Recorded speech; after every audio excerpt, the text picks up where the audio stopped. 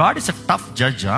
పరలోకంలో మార్కులు 90% మార్కులు లేవు, 99% మార్కులు లేవు, 100 అయితే పరలోకం. ఇసి రక్షించబడ్డ నీవు రక్షించబడిన దానికి రుజువు. అంతము వరకు సహించిన వాడు రక్షింపబడును. అంతము వరకు సహించిన వాడు ధన్యుడు. అంతము వరకు టిల్ ది లాస్ట్. 90% వెళ్ళి ఆగిపోతాం కాదు, కొంతకాలం చేసి ఆగిపోతాం కాదు, కొంతకాలం బ్రతికి చేసి ముగిస్తాం కాదు. It is 100% life that God wants.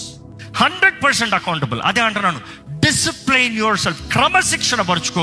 నిన్ను నువ్వు క్రమశిక్షణ పరుచుకున్న తర్వాత దాని నుండి బయటకు ఉండి బతకలేవు. You will be so much stuck into it. నీ జీవిత విధానమే వేరు ఉంటుంది. అండ్ అభివృద్ధి కనబడుతుంది, నీకే కదా అందరికీ కనబడుతుంది. నువ్వు దేవుని ఎడల భయభక్తులు కలిగినప్పుడు దేవుడు ఆ జ్ఞానాన్ని ఇస్తాడు. జ్ఞానానికి మూలము దేవుని ఎడల భయభక్తులు కలిగి ఉంటావు.